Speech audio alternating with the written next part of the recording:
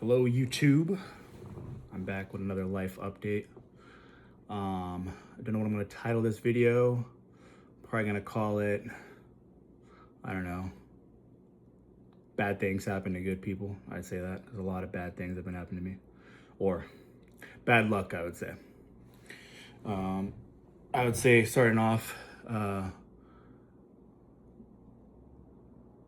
have been let go from my job for unforeseen reasons. I was only trying to be a good human, and I ended up getting fired.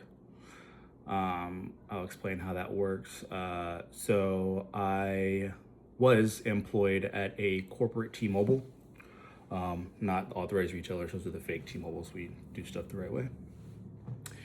I was just a regular mobile expert, so I wasn't really like leadership or a key holder. I was just, if you were in the military, you'd call it the infantry, I guess. My tasks obviously were just like troubleshooting devices. It was a sales job. Obviously, that's the main thing. It's sales, and then troubleshooting devices and helping customers.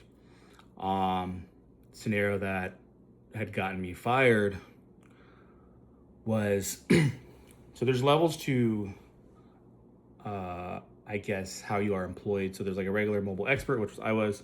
There's like a key holder, which is kind of like in between like management. You just have like more responsibilities. A key holder, as in you have keys to unlock the safe. I'll touch base on that again. And then to unlock the doors, like open and close. And there's like RAMs, which is like the retail system manager, and like RSMs, which is like the retail store manager. I'm just a mobile expert, straight infantry. And so a key holder who was above me had a customer and they were off. And they were trying to rush through the transaction. And while rushing through the transaction, number one, they didn't get the customer the phone that they wanted. So the Samsung S26 just dropped in February. All Samsungs drop in February, and we don't have violet in store. No one really carries that color for the base model of the S26. And so he was like, I can just get you black. That's all I can get you. So got the customer black, whatever. This is not my customer, so I don't know what's going on over there with the conversation, stuff like that. And sold the phone out. It was an activation, so he just like made his money and then decided to leave without even like helping the customer. That is like not what you're supposed to do. You're supposed to, obviously, you're making your money. Obviously, it's a sales job, but you also want to like help the customer as well, not just make your money and just be like, F you, I'm gonna leave since I'm supposed to be off right now. So what happened is it's kind of close to closing, and she had came back in before we closed. She was like, I'm not gonna name drop anything, but she was like, why didn't so-and-so do this for me? And I'm like, I don't know. I wasn't there for the conversation, blah, blah, blah, blah, blah. And she's like, well, how are you gonna fix it? So obviously, we get graded on what's called like a customer CSAT, which is like a customer service survey. So it's already gonna be a terrible survey. So I'm trying to help it out and make it a little bit better, and extend the olive branch. Remind you, this is not my customer. I'm just a regular employee. This is a key holder's customer. So they know more than me, and they should be responsible for this.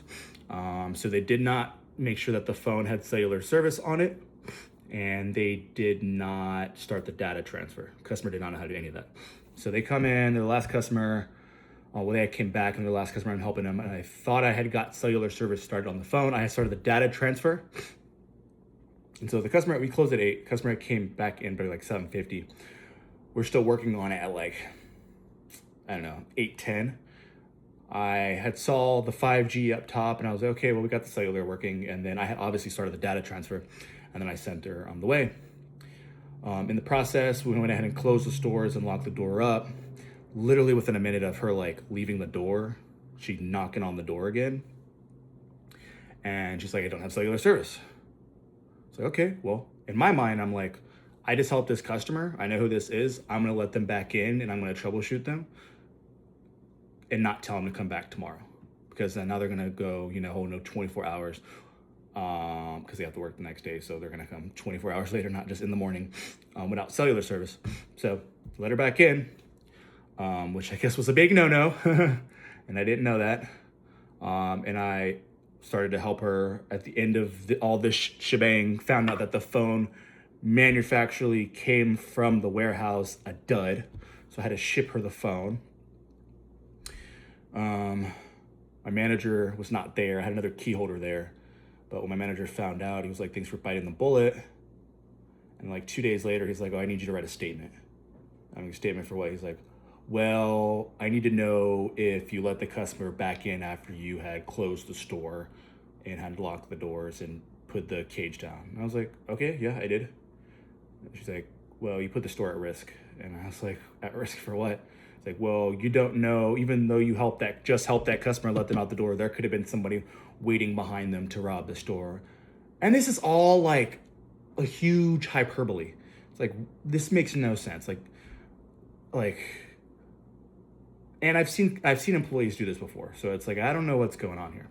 And so I got let go on April 28th. This had happened like 3 weeks before that. So no one had said anything to me until like that day that I was getting fired. And so 2 days after this scenario had happened, I was closing with another employee. This just happens to be the key holder whose customer left the store and I had to fix, that I got in trouble for.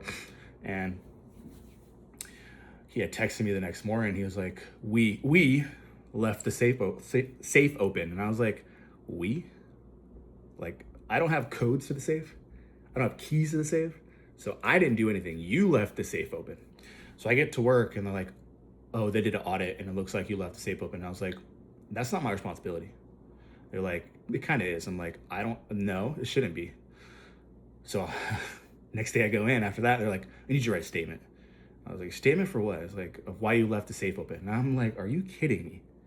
So fast forward, we're on April 28th, April 29th, whatever. And my district manager walks in and I'm like, freak, someone's getting fired. They go to the back with my regular manager. And then my manager, remind you, my manager was like cracking jokes with me earlier today. Like, he knew I was getting fired, but he was like nonchalant, like cracking jokes with me, like, well, you're so fake. And so I was like, I need to speak to you. I was like, okay, cool. He said this with a smile on his face too. Go to the back. And then my district manager is like, this is not going to be a comfortable conversation, but moving forward, T-Mobile is not, we're basically parting ways. And I'm looking at my manager. I'm like, are you effing kidding me? He's like, yeah, they're serious. I'm like, for what? And she was like, well, number one is from the scenario for when you let the customer back in after the store closed. And number two is for leaving the safe open. And I'm like, what in the world? I was like, the safe? Like, she's like, but it's not even about the safe. It's about you letting the customer in. And in my mind, I'm like, if it's not about the safe, then why'd you even bring it up?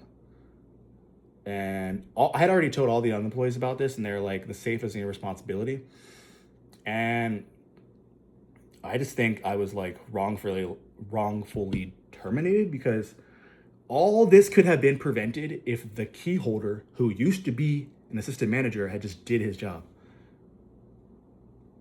And the thing is, the guy who left the safe, he didn't even get to speak to for not helping that customer. And he also still works for the company. So it's like, what the heck? Why is it because he's a high performer and he used to be an assistant manager that he gets favoritism, that he still gets to keep his job? I even asked, I was like, so what's happened to the other person? Oh, I can't tell you that.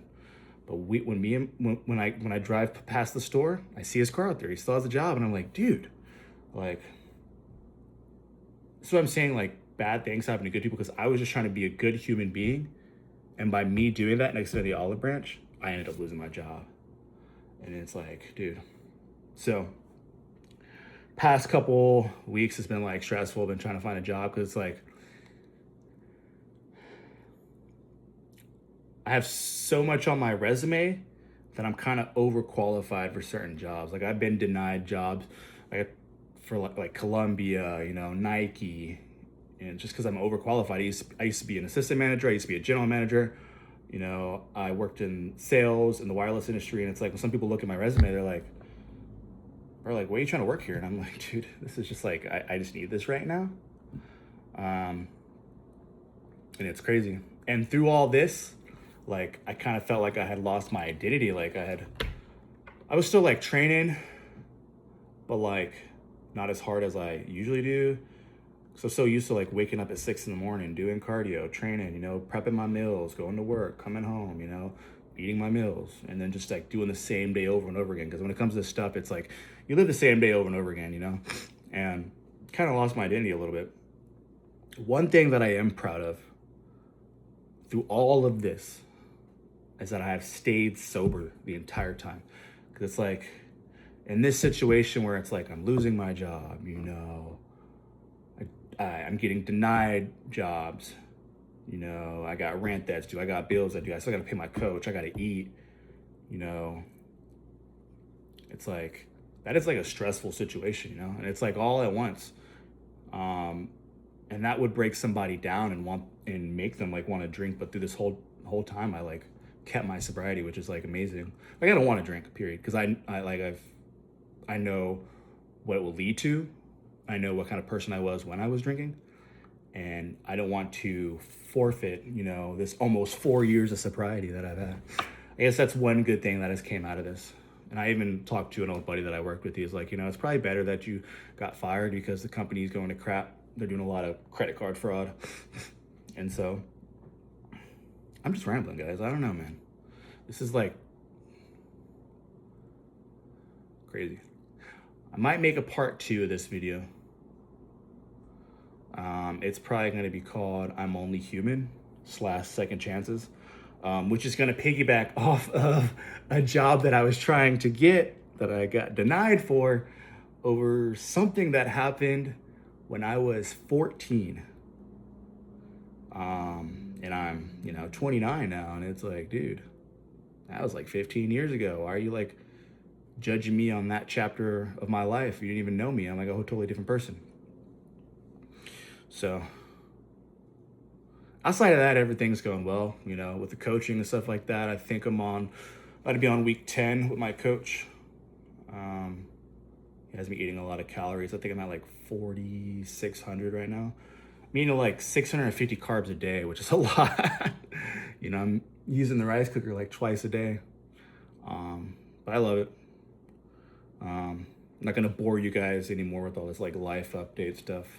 But I will like post another video about what happened with the job that I was trying to get. It was at AT&T, a corporate store, and how that fell through and how I felt like I was getting wrongly judged with that. I'm gonna end it here and stop rambling. Hope everybody is, you know, having a good summer and doing better than I am. Even though I know there's somebody out there that's doing way worse than me. But yeah, I'm gonna end it there.